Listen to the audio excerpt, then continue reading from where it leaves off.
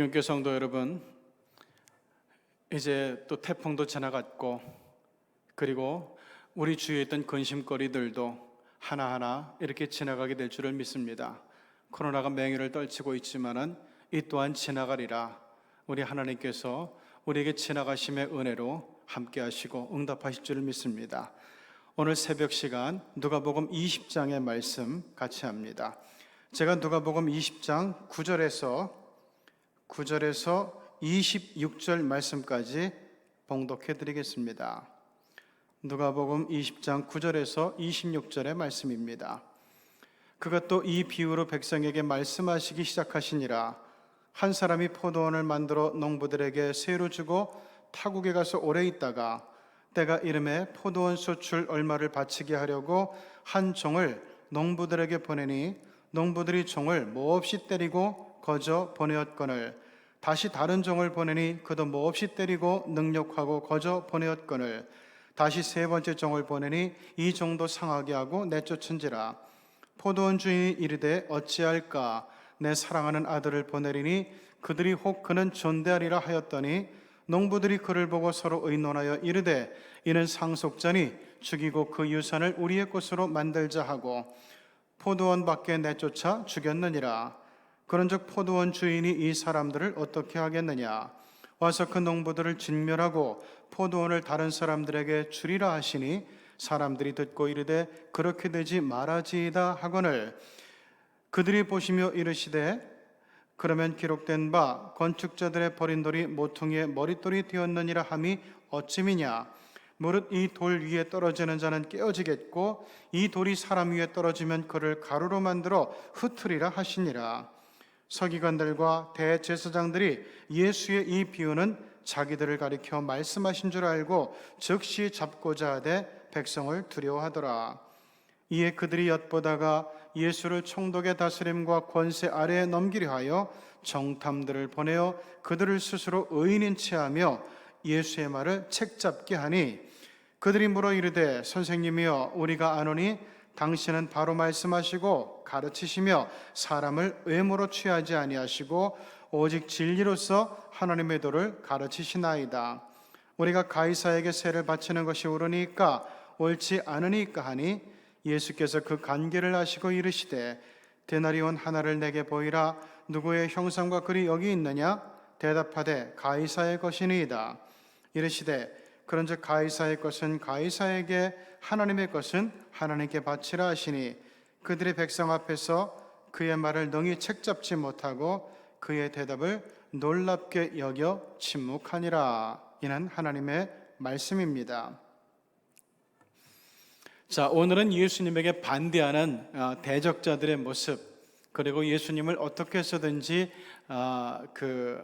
궁박하고 어렵게 만들고 그래서 예수님의 사역을 멈추고 자기들의 기득권을 빼앗기지 않으려고 하는 사람들의 모습이 그대로 나타나 있습니다. 자, 오늘 말씀을 보면은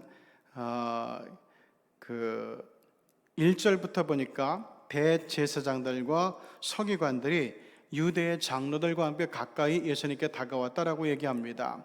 이것은 산헤드린 공의회원들이 예수님께 왔다는 그런 말씀이죠.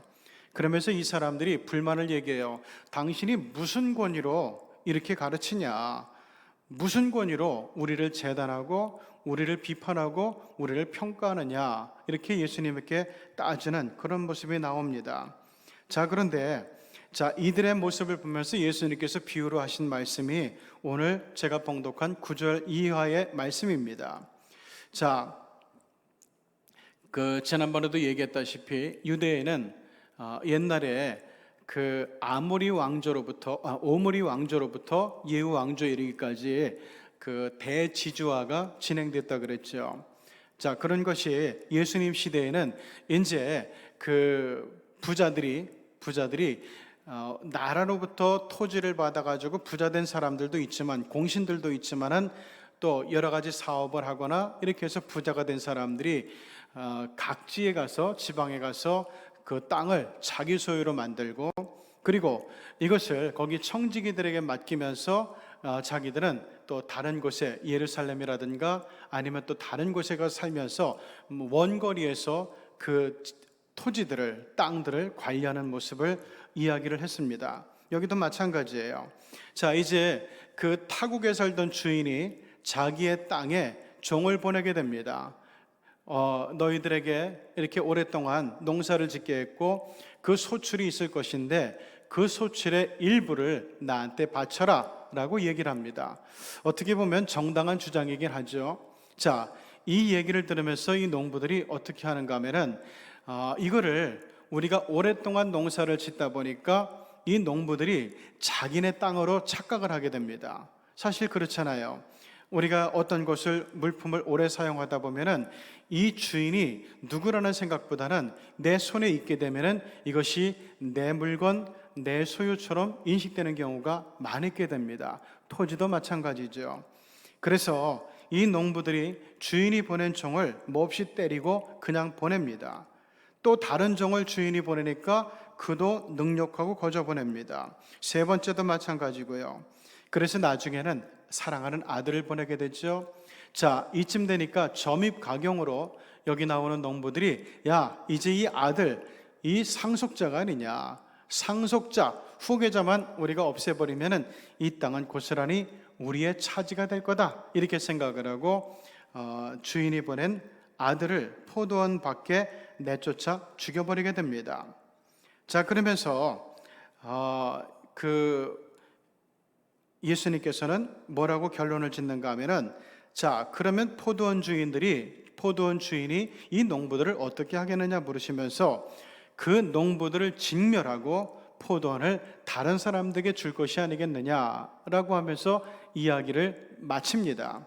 자, 그런데 이 이야기를 들으면서 여기 나오는 산헤드린 일부 공의회원들은 자기를 하나님의 아들이라고 주장하고 메시아라고 주장하는 이 예수가 지금 이 비유를 통해 가지고 우리를 여기 포도원에서 일하는 나쁜 농부들로 묘사를 하면서 우리를 해코지 하려고 하는구나, 우리를 비난하고 있구나, 우리를 욕하고 있구나, 이렇게 생각을 하면서 막 그냥 예수님에게 더욱더 화를 내고 분노를 품게 되죠.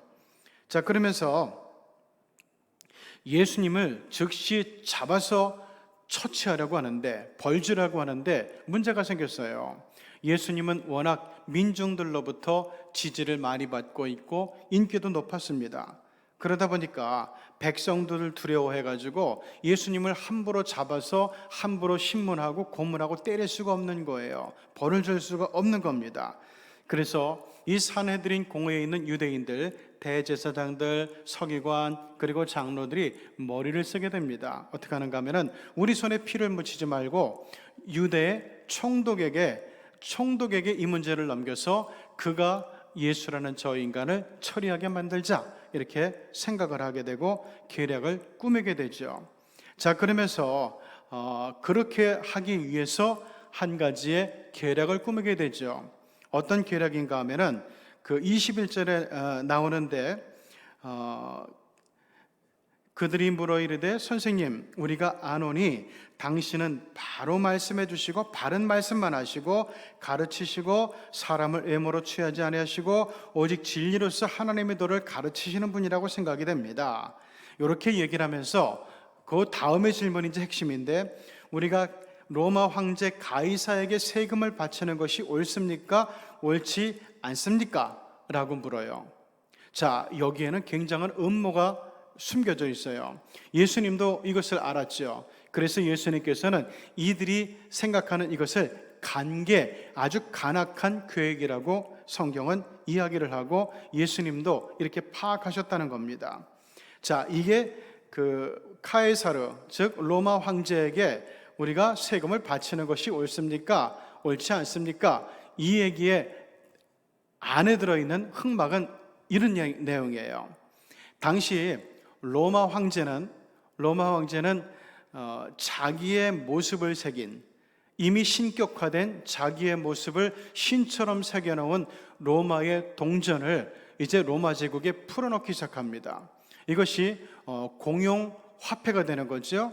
자, 그런데 그 로마 황제가 만든 그 돈이 유대에서는 굉장히 의미심장한 것으로 받아들여지고 있었어요. 왜냐하면 유대인들은 이것을 어떻게 받아들였는가 하면은, 야, 이제는 저 로마 사람들이 우리를 자기의 노예라고 생각하는구나, 자기의 속국이라고 생각하는구나, 자기의 식민이라고 생각하는구나. 우리는 하나님의 자녀지 로마 황제의 자녀는 아니거든요. 하나님의 백성이지 로마 황제의 백성은 아니었거든요. 이게 유대인들이 생각하는 어떤 보편적인 감정이었어요. 신앙의 문제이기도 했습니다. 자, 그런데 이 로마 황제에게 세금을 바쳐라 하는 것은, 이것은 유대인들에게 굉장히 자존심 상하고, 그리고 자칫 잘못하면은 이 유대인들의 자존심, 유대인들의 신앙, 이것을 완전히 훼손할 수 있는 아주 안 좋은 여지가 있는 그런 판단이 되는 거예요. 그렇기 때문에 예수님께서, 아니 당연히 로마 황제에게 세금을 바쳐야지 이렇게 얘기해 버리면은 대부분의 유대인들은 예수님에게 그 악감정이 생기고 예수님으로부터 마음이 돌아서게 될 거예요. 저 사람 로마 편이네, 로마 사람들의 사주를 받았네, 그러면서 굉장히 안 좋게 생각할 것이고 예수님에 대해서 굉장히 나쁜 감정이 치솟을 거란 말이에요. 진짜 그러니까 이 황제에게, 로마 황제에게 세금 바쳐서는 안 된다, 세금을 바쳐야 된다, 무조건 세금을 바쳐야 된다, 이렇게 얘기해 버리면은 이제 큰일 나는 거예요. 유대인들과의 감정에 골이 생기는 겁니다. 그런데 반대로 로마 황제에게 세금 바치면 안 되지 이렇게 얘기해 버리면은 또 어떤 문제가 생기게 되는가 하면은 로마 청독에게 이 사실을 고소를 할 거예요. 그러면서 예수님을 로마 제국에 대한 모반자, 반역자, 그리고 이 모반을 책동하는 그런 정치 범죄자로 만들어 버리려고 하는 겁니다. 그러니까 이 카이사르에게 세금을 바치라고 해도 문제고, 바치지 말라고 해도 문제고, 바치라고 하면은 유대인들과의, 유대 민중들과의 이 거리가 멀어져 가지고 배척을 당하게 될 거고, 이 세금을 바치지 말라고 하면은 로마의 반역자가 될 거고, 아주 앞으로 나갈 수도 없고 뒤로 갈 수도 없는 굉장히 어려운 상황에 예수님이 놓이게 되는 겁니다. 그때 예수님께서 침착하게 물으신 말씀이 이거예요. 너희들 가진 동전을 좀 내놔봐라 라고 얘기합니다. 자, 여기서 동전이라는 것은 데나리온이거든요. 로마 사람들이 로마에서, 그 로마 제국 안에 있는 사람들은 하루의 일당이 한 데나리온이에요. 요즘으로 하면 10만 원 돈이죠. 그런데 그 당시 유대인들, 유대 민중들은 이 한 데나리온을 주머니에 넣고 다니는 사람이 거의 없어요. 10만 원이면 거금이죠. 이 많은 돈을 넣고 다니는 것은 지금 여기 산헤드린 공회의 회원 정도 되는 부자들만이 그럴 수 있는 거예요. 그러니까 너희들 갖고 있는 동전을 내놔봐라 라고 얘기할 때, 이 동전을 갖고 다닐 수 있는 사람들은 아무나가 아니라 바로 특권층들, 지금 산헤드린 공회처럼 부자들만 갖고 다닐 수 있는 것이고, 이들이 이 동전을 내다 보이게 되면은 유대인들에게, 서민들에게 어떻게 보일까? 굉장히 어려운, 난처한 상황이 되는 거예요. 그래도 어쨌든 예수님께서 물으니까 보였죠. 그러면서 동전을 보이니까 동전에 새겨진 것이 누구의 형상이냐? 카이사르, 즉 로마의 시저의 그러니까 종신 독재관, 그러니까 황제의 길을 열어준 사람이기도 하지만은 이 카이사르의 모습이 거기에 새겨져 있었거든요. 그러니까 이 사람들이 그 동전에 새겨진 것이 누구의 모양이냐? 그럴 때 이 산헤드린 공회의원들은 카이사라고 얘기를 하죠. 그러면서 예수님께서 그때 주신 말씀이 뭔가 하면은, 카이사의 것은, 카이사르의 것은 카이사르에게 바쳐야 된다라고 얘기를 하는 거예요. 그리고 또 하나님의 것은 당연히 하나님께 바쳐야 된다고 얘기를 하는 겁니다. 그러니까 카이사르에게 바치라는 얘기는 그 당시 로마 제국이 로마의 속국에 있는, 로마 제국 내에 있는 모든 속주들에게 바치라고 명했던 것, 즉 인두세예요. 사람 한 사람이 바쳐야 되는 그런 세금입니다. 사실 그때 로마가 모든 제국을 통괄 하고 있었기 때문에 로마에는 팍스 로마나 해가지고 오랫동안 그 로마 제국 내에서는 평화가 유지되고 있었죠. 도적들도, 강도들도, 그리고 애국 병사들의 침입도 없었다는 얘기예요.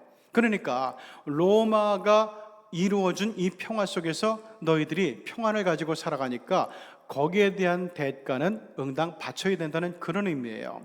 다만 하나님의 것은 하나님에게 바치라고 할 때 이것은 굉장히 중요한 의미가 있는데, 당시 로마 황제는 내가 곧 신이다라고 얘기했고 스스로를 신격화시켰죠. 그런데 황제가 베풀어준 평안에 대해서는 당연히 응답에 보답을 하고, 그래서 인도세로 한 데나리온을 1년에 한 번 바치는 것은 옳지만, 그러나 하나님께 바쳐야 되는 것, 감사, 영광, 예배, 그리고 하나님 앞에 드리는 제사, 이런 것들은 감히 신격화시키는 로마 황제에게 바쳐서는 안 된다는 거예요.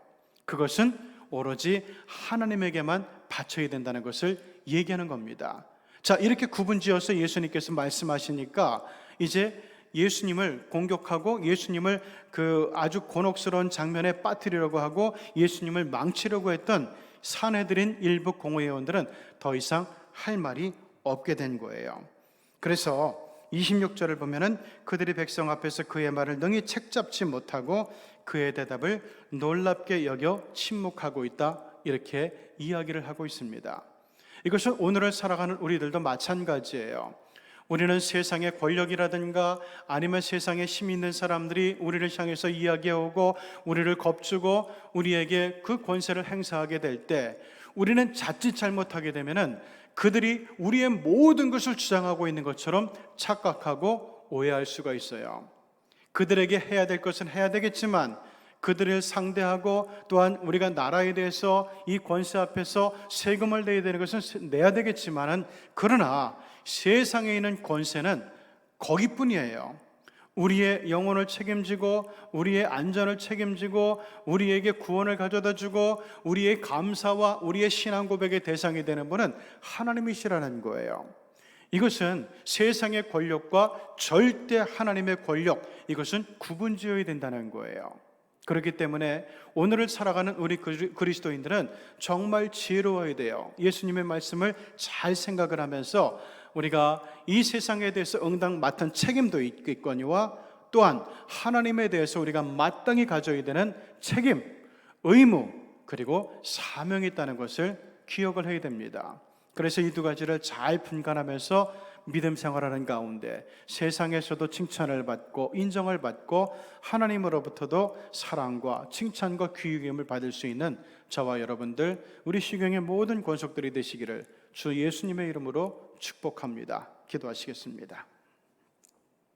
우리 하나님의 은혜와 사랑을 감사드립니다. 하나님 아버지, 이제 코로나에다가 홍수에다가 자연재해에다가 이상 기온에다가 이제는 태풍까지 휩쓸고 올라오면서 엎친 데 덮친 격으로 또 고난당한 많은 우리 국민들이 그 위에 또 다른 고난과 시련을 당하면서 어려움과 탄식이 가중돼 가고 있습니다. 하나님 아버지, 이러한 때를 살아가면서 우리가 정말 더욱더 믿음 가운데 기도할 줄 알고 우리의 믿음을 바로 세우고 하나님에 대해서 하나님 올바로 믿음 생활하고 올바로 사명을 감당할 수 있는 그리스도인들로 세워지기를 간절히 요청합니다. 어렵고 힘든 사람들을 향해서, 우리 국민들을 향해서, 또한 국가의 지시와 명령에 대해서 우리가 당연히 백성으로서, 국민의 한 사람으로서 따를 것은 따르고 지킬 것은 지키고 도울 것은 돕고 사랑할 것은 사랑하고 섬길 것은 섬기되, 이것이 우리의 믿음의 전부가 아닌 우리의 믿음의 엑기스, 영광과 감사와 찬송과 예배의 대상은 오직 하나님이라는 사실을 생각하면서 하나님 아버지, 세상의 것 때문에 하나님에게 드려지는 우리의 감사와 영광과 예배가 희석되거나 약화되는 일이 없도록 하나님 온전히 우리가 하나님 앞에서 믿음을 붙들고 우리 하나님의 백성으로서, 하나님의 자녀로서, 하나님께 부름받은 그리스도인으로서 우리가 또한 세상에 대해서 가져야 되는 사명을 능히 감당하고 또한 잘 감당할 수 있는 성숙하고 믿음직하고 보배로운 그리고 아름다운 우리 시경의 그리스도인들, 시경의 성도들이 다 되게 역사하여 주시옵소서. 이런 가운데서 하나님 아버지, 세상적으로도 원하지 않고 우리 하나님 앞에서도 정말 칭찬과 존귀함을 받을 수 있는 한 사람 한 사람의 성도가 다 될 수 있게 도와주셔서 하나님 앞에서 영적으로도 풀려나가고 세상 앞에서도 육적으로도 물질적으로도 풀려나가는 우리 교우들이 다 되게 복을 내려 주시옵소서. 예수님의 이름으로 기도드리옵나이다. 아멘.